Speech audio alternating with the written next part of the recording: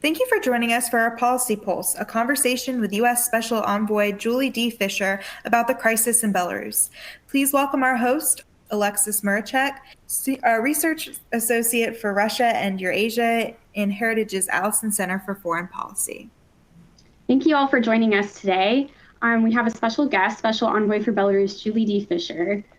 Following confirmation by the Senate, Julie Fisher last December was sworn in as the first U.S. ambassador to the Republic of Belarus since 2008. Earlier this year, she was appointed Special Envoy for Belarus, and in that position is based in Vilnius, Lithuania.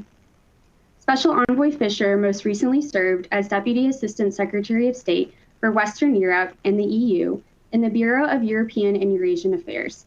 Before that, she was the Deputy Permanent Representative of the U.S. Mission to NATO, Chief of Staff to the Deputy Secretary of State for Management and Resources, and Director of the State Department's Operations Center. From 2011 to 2013, in support of the NATO Secretary General, Ambassador Fisher was detailed to NATO's international staff as Deputy Director of the Private Office. She has served in assignments at U.S. embassies in Tbilisi, Georgia, Kyiv, Ukraine, and Moscow, Russia, as well as tours at the National Security Council, the Bureaus for European Affairs and Near Eastern Affairs, and as a member of the Secretary of State's Executive Secretariat staff. A career member of the Senior Foreign Service, Ambassador Fisher attended the University of North Carolina at Chapel Hill, where she majored in Russian and East European Studies. She earned her Master's in Public Policy degree at the School of International and Public Affairs at Princeton University. She speaks both Russian and French. Ambassador, thank you so much for joining us today. Thanks, Alexis. It's a real pleasure to join you. And Ambassador, I believe you have some remarks that you would like to give at the beginning. Oh, sure. Sorry, I'll jump right into it. Look, I think maybe the best place to start is a little bit of where we are today on Belarus and where there is more attention and more work that is needed, and where it is we actually think we can get. So I have been on the Belarus beat, as you said, Alexis, since this time last year when I was confirmed. And I was confirmed, as you noted, to be the ambassador to Belarus, but in fact am filling a very different role as special envoy. And really, this has everything with the political crisis that has resulted in Belarus since the fraudulent elections in August of 2020. And fundamentally, all of the challenges we have seen emerging from Belarus that I think many of those who are joining us will know well, right?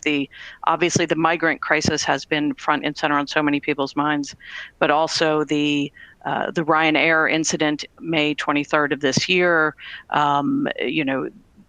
the human rights violations, the outrageous growing number of political prisoners that are being held in Belarus. All of this fundamentally relates back to the August 2020 election. That is the root cause of all of this repression and transnational repression that Lukashenko has been bringing to the fore.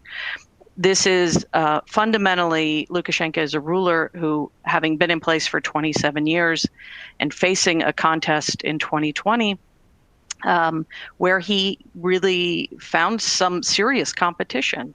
And 2020 was in every way a test for Lukashenko. He had been opening up Belarus. He had been making space for civil society, for a growing IT sector. He had been engaging with his neighbors and the West, looking to see if there was an opportunity to modernize Belarus and move beyond the Soviet economy that has dominated Belarus even in the years since the collapse of the Soviet Union. And fundamentally, when faced with some very serious competition last summer, rather than face the competition in a fair election, he decided he would fall back on the usual tactics in Belarus, which is to deny them registration, to put them in jail, and to then cook the election on election day. That is what brought so many Belarusians out following that election. there is so much that we can talk about with Belarus and its trajectory since independence in the early 90s. And it is really important, I think, when we think about Belarus, it is not simply a question of the violence and repression that has occurred in the last year and a half since the pre-election campaign, but truly, the story about Belarus since 1991 is one of deferred, delayed progress. That, this is a country that is sort of the last bubble of Soviet economics still at work. And in so many ways, when we look at how Lukashenko governs Belarus, we find antecedents in the 30s, certainly not in the modern era. And it is, in every way, Belarus is an anachronism right at the heart of Europe. That is a threat to its neighbors. It is a threat to its own people.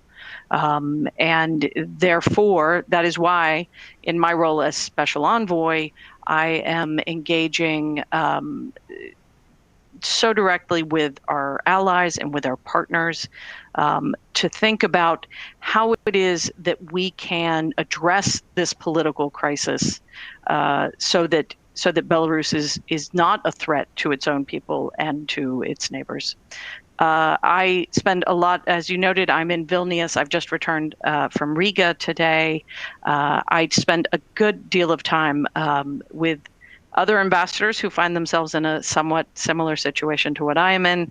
I'm certainly not the only one that Lukashenko has decided he doesn't want in Minsk. There are plenty of others, including Polish, Lithuanian, Latvian.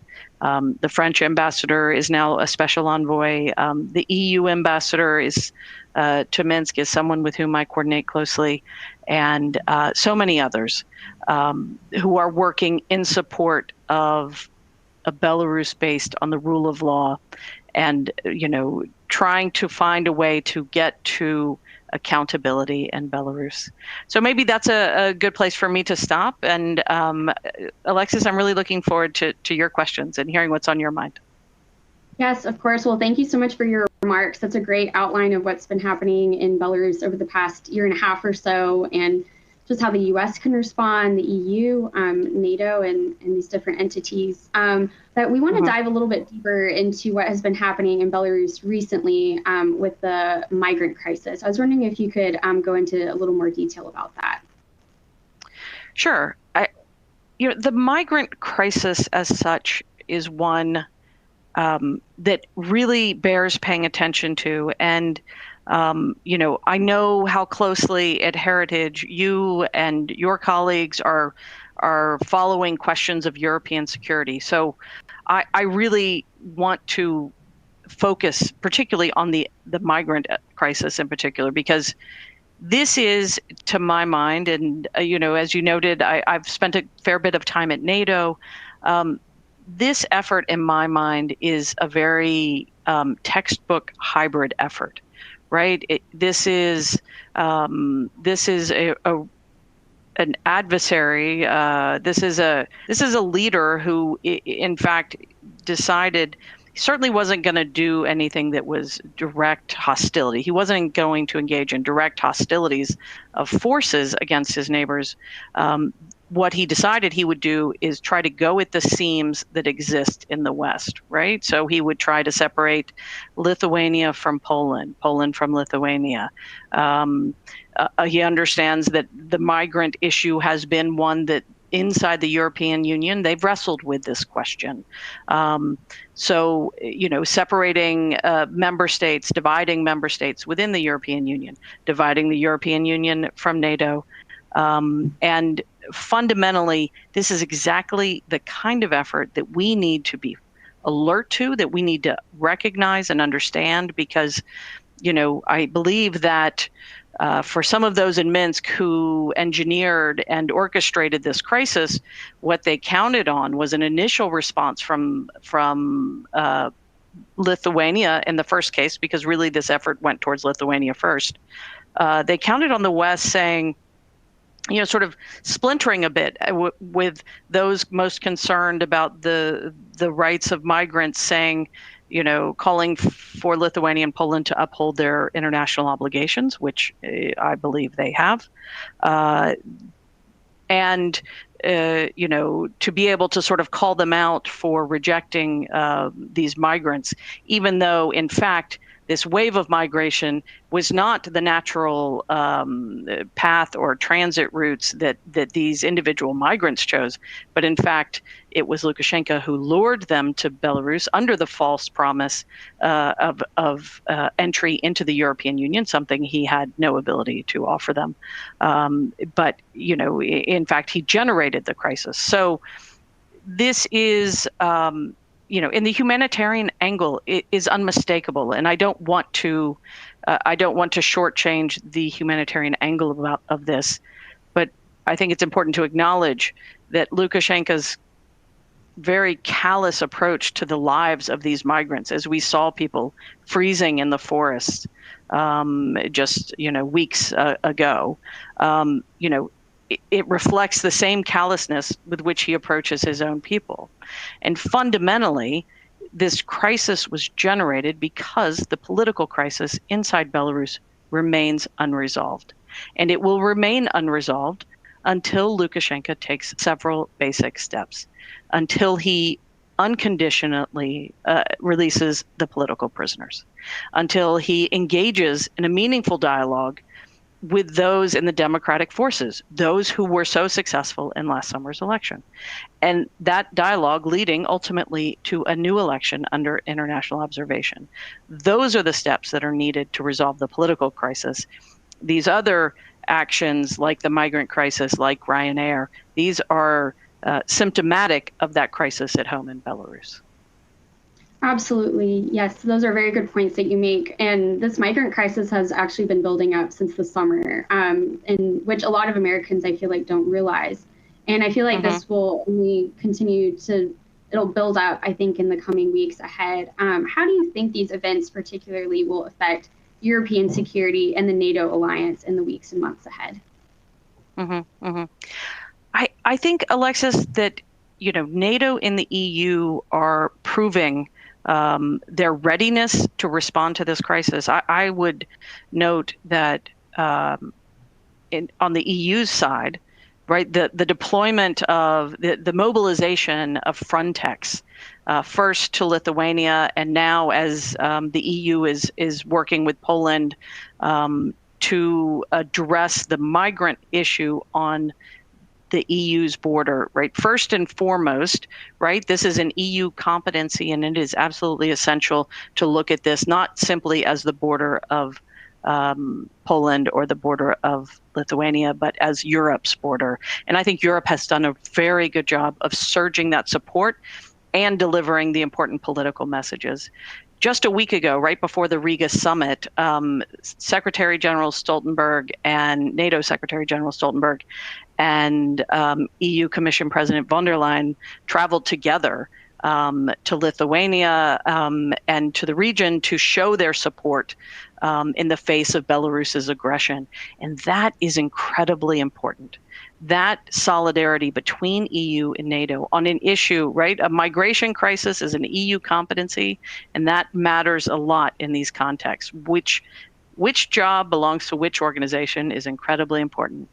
But the EU's frontier is also, in this case, NATO's frontier. And so, it is absolutely essential that we recognize the hybrid element to this and that we learn from it and that we take some lessons that we're going to put to work in the future. So I think there is something incredibly important for European security in the longer term here.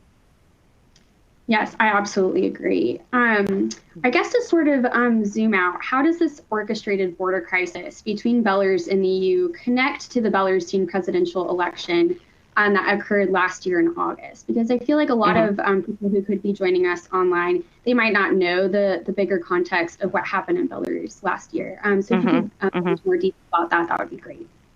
Sure.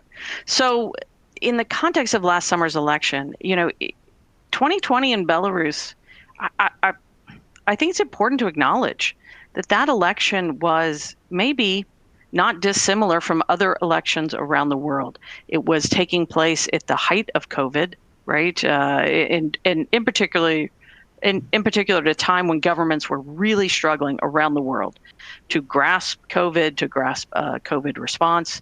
There were Lukashenko notably dismissed COVID as a serious concern. He also encouraged Belarusians to drink more vodka and ride more tractors. Right, that was his prescription. He famously had COVID and attended an event with thousands of people where he knew, they knew, everybody knew he had COVID. No willingness to do anything about it. This was on top of a growing sense that the government fundamentally was not accountable to the people of Belarus, and not just.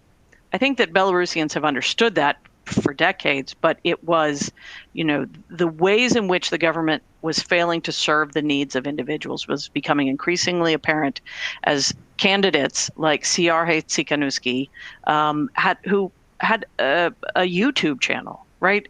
This isn't that he launched his own television station and, was well funded and financed, right? He was running a video blog on YouTube and talking to ordinary people about ordinary problems. And it was shining that spotlight that became untenable. He developed a real popularity. Another candidate, Viktor Babarika, who was head of a bank, a very different kind of person than Tsikhanouski. And Babarika was, again, really presenting as a candidate who could help modernize this very post-Soviet economy that Belarus has. And people saw a lot of opportunity in terms of the message that he was offering. There was another candidate who was a former diplomat who also had a very active campaign reaching out to ordinary citizens and speaking to their needs.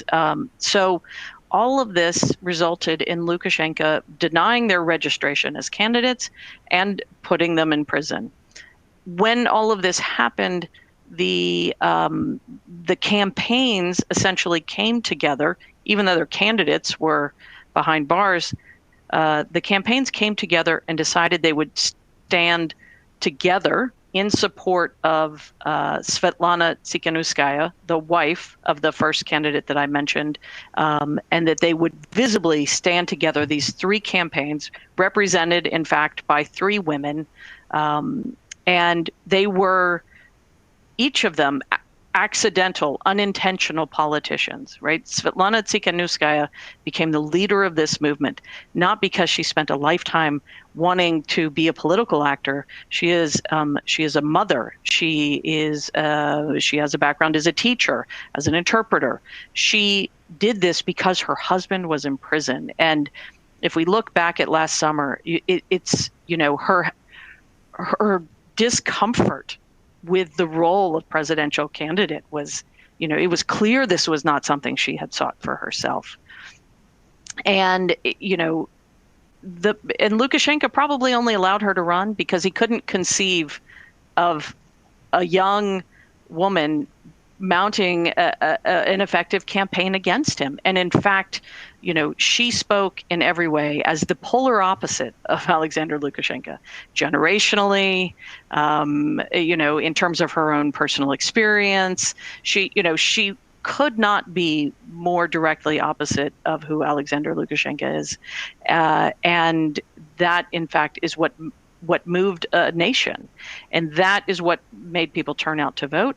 And then when the people saw that those votes were not counted, when they understood how fraudulently the election had been conducted, and let me maybe just say a quick word about that, right? It's not that there's a question of a couple of spoiled ballots or one report of an anomaly. There's a massive amount of evidence about how fraudulent these elections were. Video evidence, recorded evidence, literally videos of people carrying ballots out windows, down ladders. And it would be a comedy movie if it was a movie. And so that is what brought hundreds of thousands of Belarusians out to the street. And when that happened, Lukashenko decided he could not live with that. And he turned his security forces loose, and he turned them loose on his own people. The torture and the violence that was inflicted upon them is in many ways unimaginable. Weaponizing COVID in the prisons, the beatings, the evidence of torture that has emerged is truly shocking.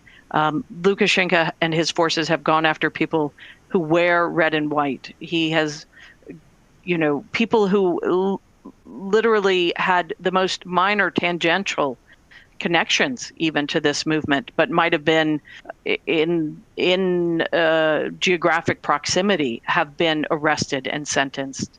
There have been no cases opened against the police, not one. More than 4,500 cases have been brought against protesters.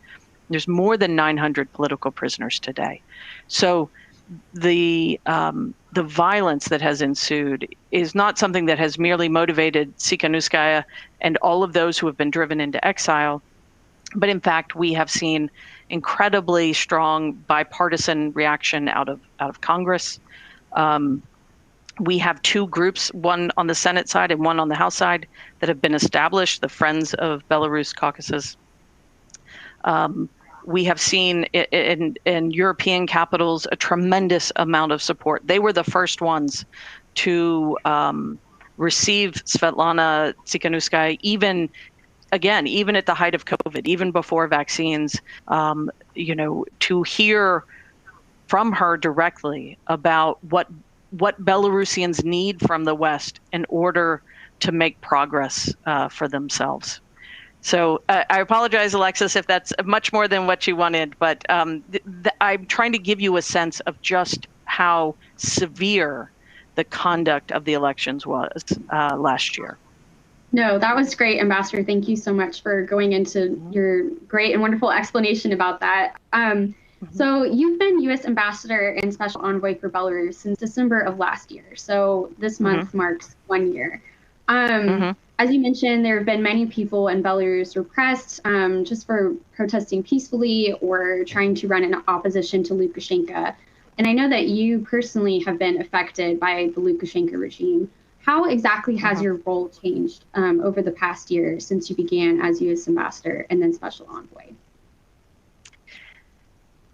I appreciate the question, and I'm happy. I will address it, but I will tell you that I think the question of how it's affected me is a lot less important than how it's affected the people of Belarus and how it has affected, just ordinary citizens who are facing this incredible level of repression as they attempt to do their jobs, go to work, go to school.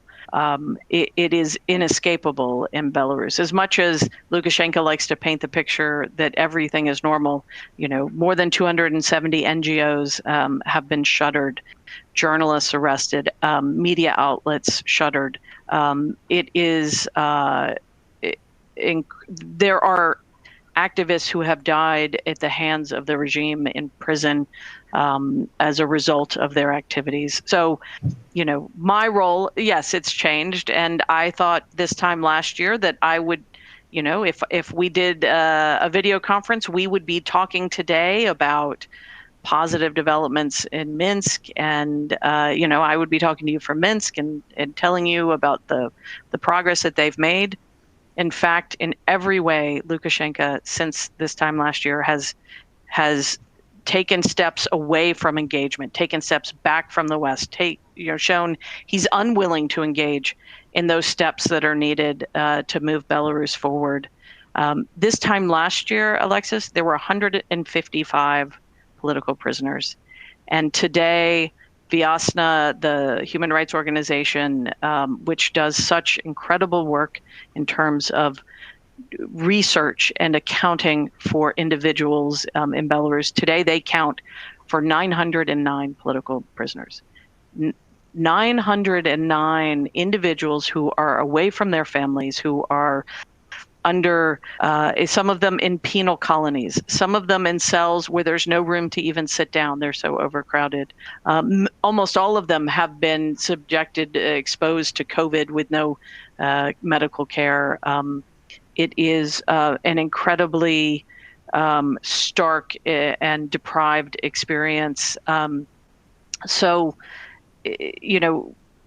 my adjustment into this role of special envoy, my focus has been and will continue to be to shine a spotlight where we can on what is happening inside Belarus, to engage directly with the European Union, with the member states, our allies, with partners, to look for opportunities in ways that we can both hold the regime accountable and find opportunities to make progress, right? We want to do both.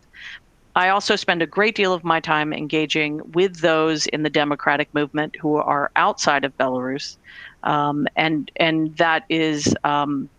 that is particularly inspiring. And it is, I think, incredibly important work to recognize Belarus is not a problem set that exists within its own borders anymore.